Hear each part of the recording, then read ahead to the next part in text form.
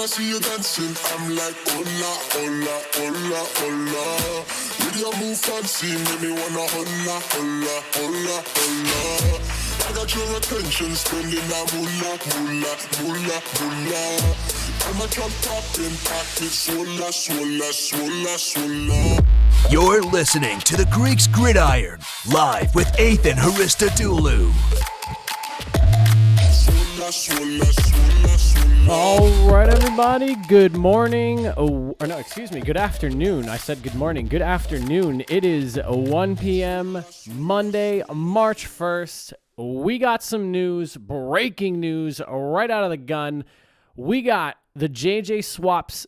Wow, I'm so excited. I'm over here just blowing words left and right here. The JJ Watt sweepstakes has been decided. Defensive end JJ Watt himself, just a handful of minutes ago before we went live, announced on his Twitter page that he will be going to none other than the Arizona Cardinals. Yes, that's right. The Arizona Cardinals have signed JJ Watt to a 2-year, $31 million contract. $23 million of it is guaranteed, which actually falls right in line with what we were talking about last week in terms of offers being given out to him.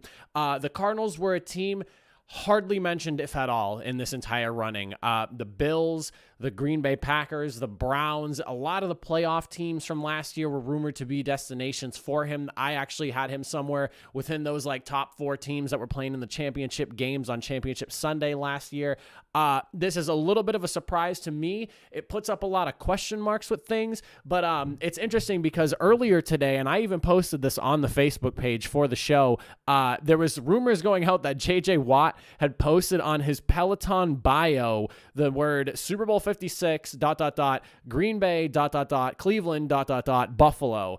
And it turns out that it was actually a complete farce. The whole page was fake. The page's name was actually KJ Watt. And when I saw that myself, I was kind of interested in why it said that. I was like, is this fake? But it had like 15,000 followers. And I mean, I know Peloton's not necessarily a social media thing, but the fact that he had 15,000 followers, you know, and was able to gain the media attraction that he did, Fox Sports NFL page tweeted out about it. A lot of people were starting to run with the idea, okay, he has his 3 teams sorted out. And then all of a sudden he tweets out on his own, hey guys, I'm actually not going to be going any of those teams. I don't even own a bike. And then just a few minutes later, I want to say maybe about 30 minutes, 45 minutes later, he goes out and tweets a picture of himself working out in this Arizona Cardinals over here to my left side t-shirt. So without further ado, JJ Watt, the Arizona Cardinal, everybody. Very exciting. It leaves the question, what happens with Chandler Jones? I was thinking about that too as I was reading about this. Does this mean that Chandler Jones is going to be expendable for the Arizona Cardinals? Chandler Jones is somebody who has been very underappreciated by the entire league. He is someone who has been racking up double-digit sacks without any mention pretty much season by season. This guy is awesome on the edge. He's a great pass rusher. He can get to the quarterback, causes immense pressure for that. He's like one of the few bright spots on that Arizona Cardinals defense, which has slowly kind of just devolved over the last couple of years, losing pieces left and right as they've gone. But Chandler Jones has been a solid piece to that defense coming over from the New England Patriots a handful of years ago. So where does that leave him? Do they end up letting him go? Do they trade him away? Do they pair JJ Watt and Chandler Jones together as a force and a duo to rush the passers? I mean, it's something like a JJ Watt, Chandler Jones pass rush. That just puts me back right into the memories of like Robert Mathis and Dwight Freeney on the Colts years ago. You have a duo like that can really bring the heat and bring the pressure. As long as your offense is scoring, it helps to shut down and slow down those offenses. This is very exciting news. I'm very excited to see where this ends up going. But congrats to JJ Watt, $23 million in guarantees, $31 million overall for 2 years. That puts him at about $15.5 million per for the yearly pricing. It's really exciting, awesome stuff. I was actually getting prepared for the show the last couple of hours and just thinking to myself, damn, there is nothing going on right now in the NFL. Not a lot going on with college either. I mean, pro days are starting to get ready. Like it's like that's about all we got going on right now. Is like pro days are going to get kicking off soon. There's not really a whole bunch to talk about in terms of football news. So I was kind of sitting there thinking to myself, man, what are we going to talk about today? And I put together the JJ Watt story about the Peloton thing, and then I found out it was fake. So I was just going to kind of joke about it and laugh it off and just, cut it from the show. But here we are literally not even 10 minutes before the show goes live, and Watt posted that. So thank you, JJ Watt, for providing me with some big headline news to start the show off. It forced me to kind of shuffle the show around a little bit too. This wasn't even the lead story I was going to have to start things off with, but exciting to see. Arizona Cardinals actually just tweeted out, "Welcome to the Valley, JJ Watt. We've agreed to terms with Watt on the 2-year contract." Big stuff for them. But I guess just jumping into the rest of the show beyond the JJ Watt sweepstakes, what else is going on around the league that's noteworthy? Not a whole lot, if I'm being honest with you. This is probably going to end up being a shorter show than usual, just because, I mean, I'm really kind of just like pulling teeth, putting together stories here for you guys for this Monday. We're in that time of the year where it's just very slow. There's not a lot going on. And there's not much to talk about. I mean, we're in that weird period where there's like 2 weeks before free agent, or 3 weeks before free agency starts, and then the draft following that. So once that we get closer to that, players start getting franchise tagged as they get closer to that free agency deadline before the things kick off there and before the draft actually rolls around. We really don't have a whole bunch to go over. Another story that kind of came out a couple of hours ago, which is kind of big, Alex Smith, and this will kind of lead into the question of the day as well, is reported to be gone from Washington. The Washington football team plans to part ways and release him, so he will be a part of the free agency pool, which depending on how you look at Alex Smith, kind of, you might think of him as a good, reliable quarterback, coachable. I look at Alex Smith as, barring the, not barring, like injury aside from what happened to him last year, you have a really good opportunity to pick up a quarterback who's proven, who's good. I think he would be good on a team that's well-rounded. You can't just put him in a situation where you're rebuilding. At that point, you're just wasting the last few years of his career. He's 36 years old. He's coming off winning the Comeback Player of the Year award. He obviously, just a couple years ago had that gruesome injury. So if he's going somewhere, he should probably go somewhere that's like a borderline contender, if you ask me. He was 5-1 as a starter last year. His stat line isn't great. 6 touchdowns, 8 interceptions, 66.7% completion is pretty good, and only 1,500 yards before he ended up getting hurt and missing the playoffs there at the end of the season. But I mean, that 5-1 as a starter is kind of the big thing to look at there. The way I see it is, in this league, wins are what matter most, outside of stats. If the wins are there, you can't really argue with much else. I'm curious to see where he ends up going. My personal pick, and this is going to be this is actually my question of the day for you guys. What team do you think would be a good fit for Alex Smith? Where do you think he is going to go? Or do you think that maybe he's done? Maybe that, he's not really starting caliber quarterback material anymore. I personally think he is. I think he can bring value to a team that's looking for somewhat of a bridge for maybe the next couple of years, maybe 3 years. But Alex Smith, I believe personally, would fit really well on the Patriots. He's going to have to take a lower deal. I know that there's been a lot of reports as to Cam Newton potentially coming back, and the Patriots have been on all the trade talks for every single quarterback that's been available this year. So, who knows what's really going to happen with the Patriots position at quarterback, but I think personally, Alex Smith is a great fit for the system, for the offense. The Patriots, is a very well-rounded system. You have Coach Belichick there. I think you could get a lot out of Alex Smith, at least for the next couple of years or so, while they try to figure out what the future of the quarterback position goes.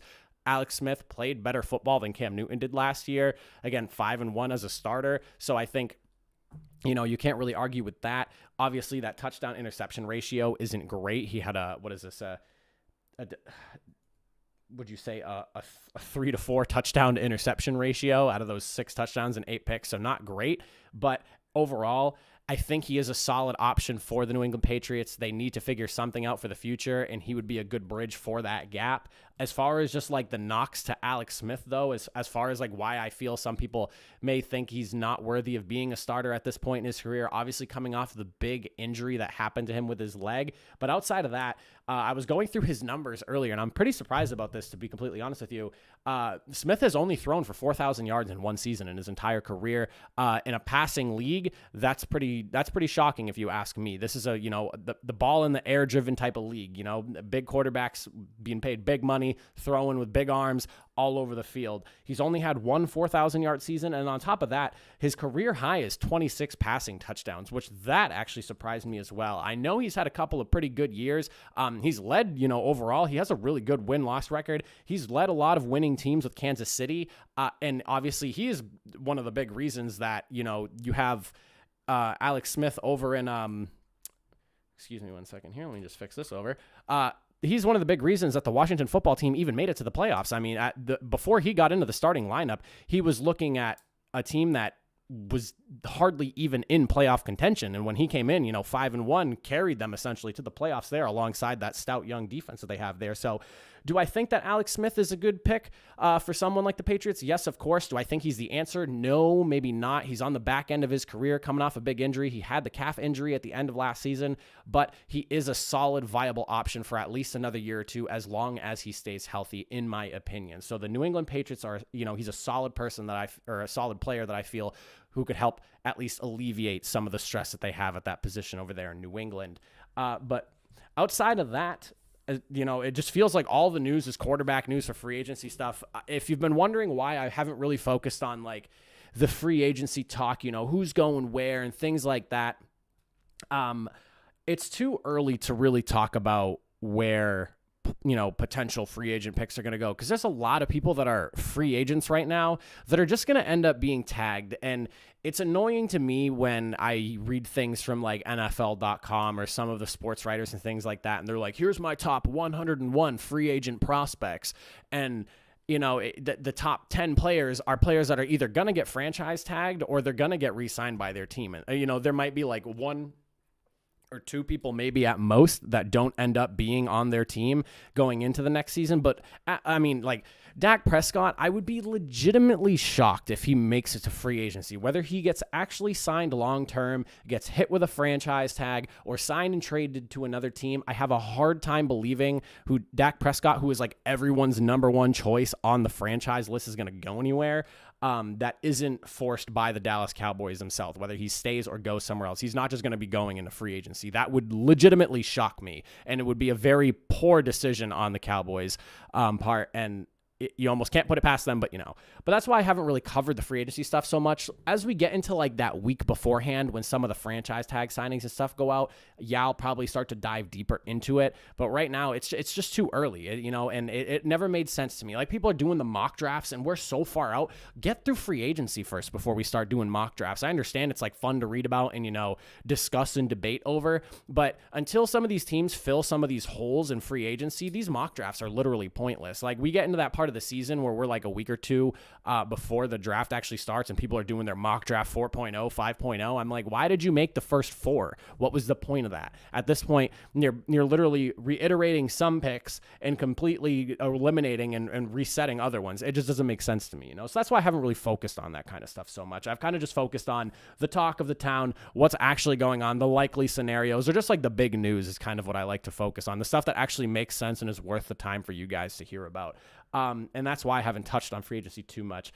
Moving on, though, with the quarterback news, Russell Wilson, the rumor mill just kind of keeps on swirling with him. Last week, when I reported this, it was still early on in the reports coming out, and I actually noticed it changed right after my show, and I didn't get around to fixing the post actually until earlier today. But I reported that it was New Orleans, Las Vegas, the Jets, and Dolphins were the four teams Russell Wilson would be interested in going to, that it was stated by him he'd be interested in. He told the Seahawks if there was to be a trade. It turns out it was actually Chicago, New Orleans, Las Vegas, and Dallas.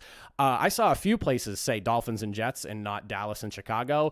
When I read that, it didn't really make sense to me as to why it would be someone like Russell Wilson going to the New York Jets or the Miami Dolphins, where they're in a complete rebuild and he's on like the tail end of his career. Why would he want to do that? It just doesn't really make sense to me. So it made a lot more sense when I was reading, okay, somewhere like Chicago, they have a great defense. Somewhere like Dallas, where they have a lot of offensive weapons and what is on paper supposed to be a good defense every year and is a big market, it's good for him. Those teams actually make sense to me. Obviously, the New Orleans, makes sense. Las Vegas is young. They're like trending in the right direction, but I think if they had a quarterback like Russell Wilson leading the helm there on offense, that would be really good for them as well. So, I mean, what happens with Russell Wilson is going to be very interesting, because he said that he wants to stay in Seattle, and it seems like he also wants to go, though, based off of just everything he's done. The interviews, stating to the team, this is where I want to go if you guys decide to trade me. He's saying one thing, but like his actions are speaking louder. And so I'm very curious to see where he ends up going. I mean, when you look at Fitz, as far as like these 4 teams go. John Gruden not wanting Derek Carr as his quarterback has been a trending topic since John Gruden got there a handful of years ago. Chicago has literally been looking for a quarterback since before I was born. As long as I've been watching the NFL, Chicago has not had an elite quarterback or even like really close aside from Jay Cutler, and Jay Cutler was not elite. He was just a very, very good quarterback. And I mean, Rex Grossman brought him to the Super Bowl that one year. And even him, he was very good at best that one year. Outside of that, I mean, the Dallas thing is kind of, let's dive into this a little bit more. The Dallas trade for Russell Wilson actually makes a lot of sense. And the reason I say that is because you have someone there like Dak Prescott, who they haven't like committed to. They keep franchise tagging, and Jerry Jones isn't just outright coming out and saying, we're going to re-sign him for a big money deal. It's kind of just been a, beat around the bush, kind of don't say too much, but say a little bit just to keep everyone kind of at bay and on edge. And I mean, that's Jerry Jones' MO. He's a marketing genius. The only reason Dallas is in the news this year is because of Dak Prescott. It's not because of what they did in the season. That's for sure. So if you did something where, hypothetically speaking, and I don't think that this would happen on a franchise tag. I feel like it would be like a sign and trade type thing where Dallas signs Prescott to some longer-ish deal, maybe 3, 4, 5-year deal, something like that, probably closer to 3 or 4, and then trades him over to Seattle. So Seattle has Dak Prescott, who is a young stud, and then they have someone who is, and then they trade Russell Wilson over. And I mean, what was it? They were saying 3 first-round picks is going to be what they would need to trade for, move Russell Wilson. I would say Dak Prescott counts per like NFL value as 1, maybe 2 first-round picks, and then you trade like another pick on top of that, because I would put Russell Wilson over Dak Prescott in this conversation. So you look at it that way, the trade almost makes sense for Dallas. It would be a big splash. They get a elite top 5 quarterback in the NFL with Russell Wilson. They get rid of the quarterback that they don't want to. I don't want to say they don't want to commit to, but it feels like they don't want to commit to in Dak Prescott, and then Russell Wilson gets a new home, and like everyone kind of leaves the trade happy because the Dak Prescott situation is done and done with. Seattle still has a quarterback, and then Dallas, they get to move on with Russell Wilson and seriously make a push for the playoffs there, because if you're bringing in someone like Russell Wilson, it's kind of like playoff or bust at that point. You need to go all in. If you're bringing in somebody who's 32, getting rid of a quarterback who I believe Dak Prescott is 27 or 28, if I'm not mistaken. So I mean, that's kind of how I look at that. And then New Orleans is kind of in a weird spot. As far as like New Orleans goes, it would be interesting to see what happens with that. They have Drew Brees, who still hasn't really announced his retirement yet. You don't really know where that's going to go per se. And we're actually going to touch on that in a second. But New Orleans would be a solid spot. I just don't know how they would make the trade. I don't think you can really market Jameis Winston if they were to re-sign him and try to dish him out, or Taysom Hill as, here's like a first overall, not first overall, but a first round pick value, and then a couple more picks. I just think that would be, I don't know, that just wouldn't make sense to me. I think if you're Seattle, you're looking to either get a fairly good quarterback, or you want those 3 or 4, maybe even 3 first round picks, 4 first round picks, or maybe like 3 firsts and a third or something like that. Because if you're dishing out Russell Wilson, you're getting a lot of picks for him. And I mean, at this point in his career, he's 32. He was playing fantastic last year before the wheels fell off on that offense, and that offensive line just kind of gave way. So you just kind of have to, I don't know, if you're Seattle, you try to deal him now and get the most out of it if you can. That's the way I see it, because his value is only going to start to go down as the years progress and he starts to get older and older and loses some of that mobility that makes him such a great player. And the New Orleans thing is weird because, and we can kind of just segue this into the next story. The whole New Orleans situation is kind of weird because Drew Brees he's in a spot where everyone's assuming he's going to retire, but now there's videos of him coming out and he's like working his ass off, working out day in, day out, doing more than his trainers are asking for. I was watching him push a sled and he went beyond whatever the trainer was telling him to do and then comes back. I mean, if he's trying to go above and beyond in these workouts and, he's allowing these videos to kind of go viral, is he saying that he's not going to retire now? Like, is that his way of kind of low-key being like, I'm actually mulling the decision? I've seen some Saints fans saying, Drew Brees is kind of holding us hostage with the situation because Russell Wilson's available and yada, yada, yada. I think Russell Wilson in New Orleans is kind of a stretch. So that's like, don't sit there and complain about that, because realistically, the odds of getting someone like that, you would have to give like Alvin Kamara or Michael Thomas out to Seattle in order to secure a trade like that, because they don't have the first round picks, or it wouldn't make sense for them to dish out 3 or 4 first-round picks. They would probably want to give a player and a couple of first-round picks, and someone like Michael Thomas or Alvin Kamara would be tradable. But at that point, you're just taking pieces away from what's an awesome offense to try to bring in a quarterback, but you're making it less powerful. So, it's just weird. But I would say that for Drew Brees, if he can get himself into a state where his arm strength isn't dying out on him at the end of the season and he can actually play a full season, I would like to see him come back. I think at this point, he's kind of the best bet for the Saints if he wants to come back. I just don't see, as far as actual quarterbacks that are going to make it into free agency, like Andy Dalton and all those players. I don't think that anyone in free agency is really a big, sign him and, maybe we can still make a run to the playoffs. You need a solid quarterback in that offense that can run the Sean Payton system. It sucks because it's so weird. You feel like, okay, Drew Brees should maybe just retire, but then at the same time, as a competitor, you look at his last game when they lost to Tampa Bay in the playoffs. He threw 3 picks and he had a QBR of 38.1, which I think is the worst in his career. So as a competitor, you have to believe he doesn't want to go anywhere. He doesn't want his last game to be like that. But at the same time, if his body's given out on him, his decision-making isn't as maybe sharp, and, his accuracy is not quite what it used to be. And on top of that, his arm strength is just not there when it comes to that later part of the season where you need to be able to throw the ball in that cold weather, because odds are you're playing either in an indoor stadium or in a cold place, unless the game's in like the South somewhere and you're playing Tampa Bay in the playoffs. I mean, it's tough. I'm curious to see what happens with Drew Brees. There's a lot of rumors about him right now. I've seen the frustration. I've seen the other people that are like, no, bring him back for another year, because who else do we have? The realist in me thinks that Drew Brees, if he comes back, probably brings them to the playoffs again. Can they push all the way through and beat a team like Tampa Bay or Green Bay? I just don't know, because they have 2 quarterbacks on those teams that can sling it and sling it good, or sling it well, whatever the proper wording for that would be. But I'm interested to see what happens to him. I really don't see Russell Wilson getting his way into Seattle. That would be ridiculous to me. Or not Russell Wilson getting his way into Seattle, getting into New Orleans. That would just be ridiculous. They would have to give up so many picks and maybe even a play or 2 to make that trade happen. And at that point, like I said, it just doesn't make sense to take away from your offense. You're trying to build on top of what you already have, not get rid of a piece. Maybe Michael Thomas, because they've had kind of issues with him. But at the same time, I don't know where that's at right now. No one really does. But it just doesn't make sense to me for them to mortgage their entire future for Russell Wilson. That's just where I stand on that, though. Beyond that, though, outside of the NFL stuff, not a whole lot going on in the college world. But as far as the other leagues are concerned, the fan-controlled football league, they just went through week 3.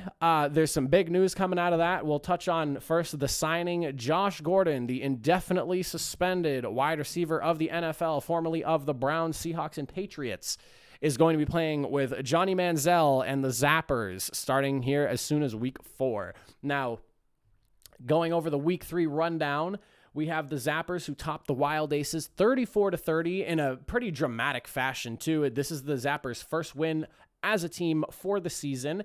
The game ended with a 40-yard touchdown pass coming from QB Braden Smith to wide receiver Travis. I want to say this right. Vonnen, I hope is the correct word. Vonnen had... or pronunciation, excuse me. Vonnen dominated the game with 3 touchdown receptions. Big game for him. Kind of ran the entire game himself as far as offense goes. This was actually the very first introduction into the fan review challenge as well.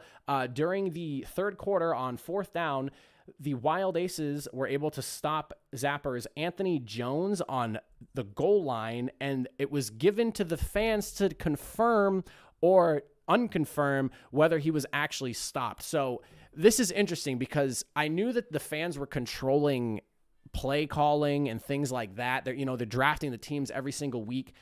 Now, I did not know that they were going to be allowing fans to vote on like reviews and things like that. This is pretty wild. So they were doing essentially the referee's job, confirming or unconfirming whether the player was actually stopped short of the goal line on that big 4th down play. That's wild to me. They did confirm that he was short of the goal line. I'm excited to see how this goes forward because that's quite a ripple in the game that I did not know about. They are really trying to separate themselves in terms of like fan interaction with this league. And that's pretty insane to me, if you ask. I cannot believe that fans were actually able to dictate the outcome of a challenge on the field. That's pretty wild. And as far as the other game goes, the Beasts were able to defeat the Glacier Boys 38-22. Quentin Flowers, the QB of the Beasts, highlight for the game. He had 3 touchdown passes, 146 yards, so putting up 3 of the 4 scores that they had on the day. It looks like the FCF is looking to wrap up their season. Week 4 is on March 6th, so next Saturday. First game's at 8 p.m., and then the second game's at 9:30 p.m. I didn't realize the season was only 4 weeks. I thought it was going to be more than that. So this is actually going to be their final regular season week. The Beasts are actually the only team that are 3-0 in the league right now, so they're rolling into the final week undefeated. The remaining 3 other teams that are in the league as well are all rated at 1-2. So very interesting to see how that shakes out. I don't really know how the playoffs are going to work. I'm assuming they're just going to take the teams with the 2 best records. I'm assuming that's how that's going to break down, because they only have 4 teams for the playoffs. The league was supposed to be 8, which would have helped with the playoff decision a little bit more, because you would have had a few more teams to kind of choose from if they were going to do like the top 4 of the 8 teams, whatever it was. But since there's only 4 teams, I'm assuming there's just going to be a championship game for like week 5, maybe. I'm not 100% sure on how all that goes. I've had a hard time navigating their website, if I'm being honest with you. If there's one thing I want to see the Fan Controlled Football League do with their website, put a score ticker right at the top like everything else. So, put the scores there with the breakdowns and everything. Hire somebody to do that for your website, slap the ticker up at the top so I can see the week 1, 2, 3, 4, 5 games, just real fast at face value of just the teams and the scores. And then like if you click on them, you can get all the stats. They have like a little news section where you can go in and read about everything in the articles. It actually took me until this week to find that, and it's just a little messy trying to get through. But other than that, that's pretty much all the news that I have to cover for you guys. Before we do wrap up the show, I just do want to say one thing. Two deaths to go over this past weekend. First, Louis Nix III. He was formerly a Giant. He 29 years old, very young. He was reported missing last week on Wednesday. I didn't cover the story on Thursday just because with stuff like this, I want to just make sure I have all the facts and details, and I didn't actually realize that this was going on until Thursday, a little bit before the show, and I don't want to just throw something in here half-assed and not really know what I'm talking about. But he was reported missing last week on Wednesday, and then this past weekend was found dead, unfortunately. So my thoughts and prayers go out to his family. That's very unfortunate. 29 years young, far too soon, and wishing the family and friends of his nothing but the best going forward in their time of grief and healing. On top of that, the NFL and broadcasting world as a whole lost an icon, Irv Cross, a Pro Bowl corner of the Philadelphia Eagles and also the Los Angeles Rams when he was playing. Passed away this past weekend at the age of 81. He was also a literal trailblazer in the broadcasting world. For someone like me who is getting into this broadcasting game, there's people that I can look up to and kind of look towards for just like, groundbreaking achievements and things like that. Irv Cross was the first nationally televised Black person to report for anything sports related. So, big person in the media world, big person in the NFL world lost this past weekend. My thoughts and prayers go out to his family as well. 81 years young, but nonetheless, I don't think he's in the Hall of Fame. I was looking through everything and nothing mentioned him being in the Hall of Fame. But he's in the Hall of Fame of broadcasting, in my opinion. A trailblazer, setting this, basically setting up the path that was completely unwalked in his time for everyone else to follow him, paving the way for them all. But outside of that, that's pretty much it for the show. My question of the day, again, for those of you watching now or later, Alex Smith being released by the Washington football team. Where do you think a good fit for him is? I picked the New England Patriots. I personally think that he would just fit the system really well. A little bit of more mobility than someone like Tom Brady. Maybe not quite the arm strength you're looking for at this stage in the game. He has the injury history, but I think, with his football IQ and the way he plays, he's been a solid quarterback on really good teams. You plug him in there, I think he'd be a good plug-and-play person for the New England Patriots. So who do you think? Comment that down in the chat below. But as always, just make sure you're checking out our social media pages. My Facebook page for this show specifically, I am on top of the most with all my news. I've been really liking working on the Facebook page there. I also have a Twitter that I'm not as active on, that I want to try to be more active on. It's just hard to be on 100 different social media things at once, and the Facebook one is a little bit more fun and usable for me. I also have an Instagram. You can find the links to All of those in the description down below. But I'm Ethan Hristadulu. Short show today. I appreciate you all for joining in. We'll be back again Thursday at 1 p.m.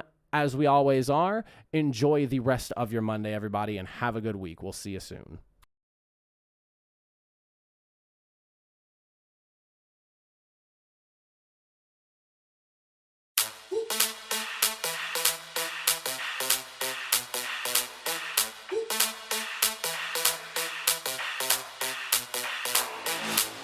When I see you dancing, I'm like, hola, hola, hola, hola.